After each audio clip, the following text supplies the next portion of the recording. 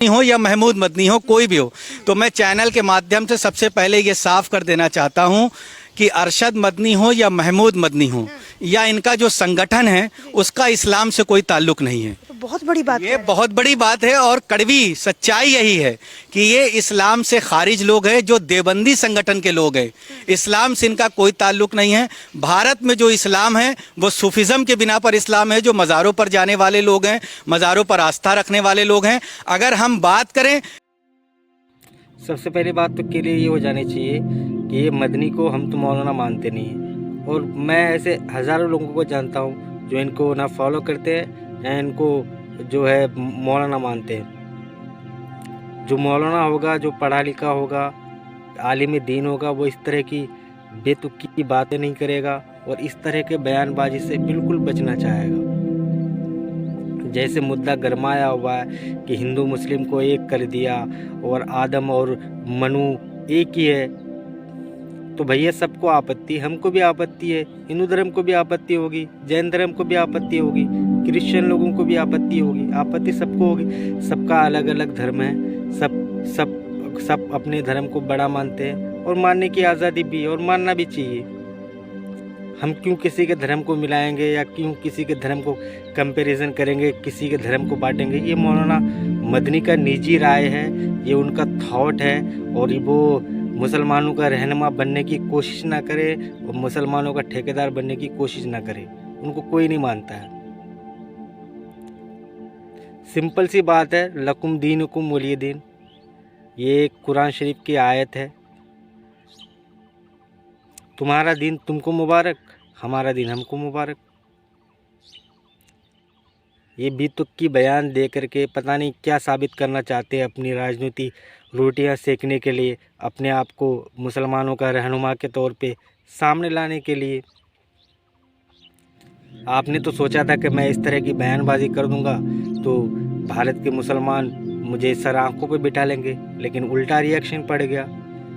आप अगर मौलाना होते, इतने बड़े अगर स्कॉलर भी होते आप, तो इस तरह की बयानबाजी से दूरी बना के रखते और सोच समझ लेते पहले कि क्या बोलना चाहिए। और जो जलसा आपने सजाया था जहाँ पे हर धर्म के, हर पंथ के लोगों को इकट्ठा किया था, तो गरीब नवाज जैसी हस्ती ने हिंदुस्तान में इस्लाम को फैलाया। और जब हम दूसरे तरीके से, हमारे यहाँ इस्लाम दो तरीकों में, एक शरीयत, एक तरीकत में जब हम देखते हैं तो गरीब नवाज को देखते हैं। जब शरीयत की बात होती है तो मुजद्दिद अल्फसानी और आला हजरत की बात करते हैं। यानी तो इस तरीके से अगर पहले तो इस चैनल के माध्यम से लोग जान लें कि अरशद मदनी या महमूद मदनी का इस्लाम से कोई ताल्लुक ही नहीं है। अगर अरशद मदनी साहब कहें तो मैं देवबंद आके उनसे इस बात पे साथ कर सकता हूं, जिसे हमारे लैंग्वेज में मुनाजरा कहते हैं।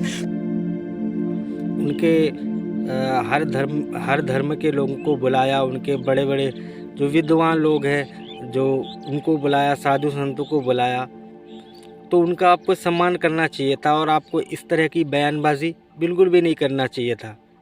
जिस तरह से आपकी छी और थू हो रही है, मुसलमान धर्म तो ऐसे ही टारगेट में है, लेकिन आपके बहाने और जो है मुसलमानों को लोग टारगेट करेंगे और तरह तरह की बातें करते हैं, तरह तरह के सवाल करते हैं। बेतुका बयान आप दे दो लेकिन झेले मुसलमान, ये कहाँ का उसूल है?